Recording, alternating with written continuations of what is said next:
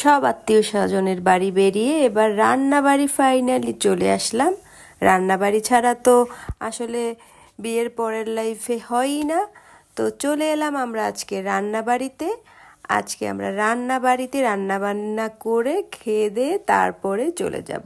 আসসালামু আলাইকুম, আমি মরিয়ম ইসলাম জিনিয়া চলে এলাম আজকে আপনাদের মাঝে মিনি কুয়াকাটায় বিভিন্ন রেস্টুরেন্টের শেষ পর্বে। বরিশাল সদরের খুব কাছে আমানতগঞ্জ তালতলা বেলতলায় নদীর তীরে এই রেস্টুরেন্টগুলো সারি বেঁধে দাঁড়ানো আছে বিভিন্ন আত্মীয় স্বজনের নামে। তো চলে এলাম, এই রেস্টুরেন্টের ডেকোরেশন দেখে আমি মুগ্ধ হয়ে গেছি। চলে এলাম এখানে আয়নার সামনে নিজেকে দেখতে। চারিদিকটা খুবই সুন্দর পরিপাটি করে সাজানো আছে। এই অংশটা নিচে খাটিয়া বা মাচা মতো করে বসা, এটাকে কি বলা হয় আমি জানি না। তো নিচে বসে খাওয়া যায়, খুব ভাল লাগে আমার। আমি আরও একবার এরকম একটা রেস্টুরেন্টে খেয়েছিলাম রোজায় ঢাকাতে। তো এখানটায় বসতে চেয়েছিলাম কিন্তু প্রচণ্ড রকমের গরম থাকায় বসলাম না। যতটা সম্ভব চেষ্টা করব আপনাদের মাঝে এই রেস্টুরেন্টটা ঘুরিয়ে দেখানোর। এখানটায় প্লে জোন বাচ্চাদের জন্য, তো বাচ্চাদের নিয়ে আসলে এখানে বাচ্চারা খুব আনন্দ পাবে, খেলাধুলা করতে পারবে। চারিদিকটাই আমি ঘুরিয়ে ঘুরিয়ে দেখাবো। এই যে টিনের চাল করা কক্ষগুলো, এটার মধ্যেও বসা যায়, বিভিন্ন রকমের বসার জায়গা আছে। খোলা আকাশের নিচেও বসা যায়, কিন্তু ওয়েদারের যে অবস্থা এত গরম, আমরা এখানে বসতে পারবো না। পেয়ে গেলাম একটা দোলনা, তো দোলনা পেলে তো দোলনায় দুলবো। বেশ ভালোই লেগেছিল।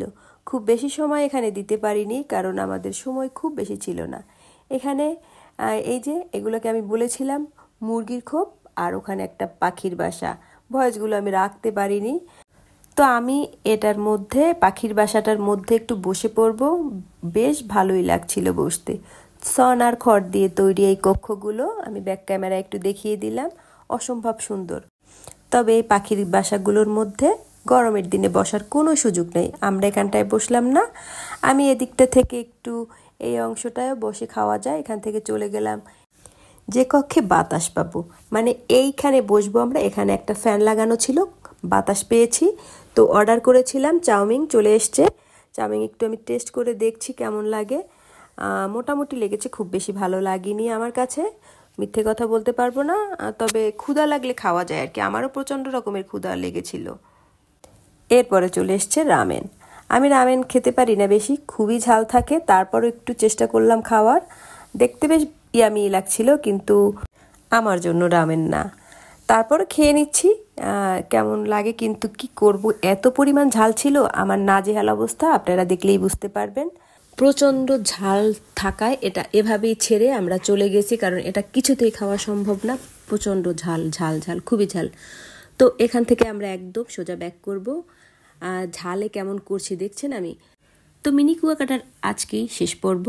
ভিডিওটা কেমন লাগলো জানাবেন, ভালো লাগলে লাইক কমেন্ট শেয়ার করে পাশে থাকবেন। দেখা হবে আবার নতুন কোনো ভিডিওর সাথে। ততক্ষণ পর্যন্ত সবাই ভালো থাকবেন। আল্লাহ হাফেজ।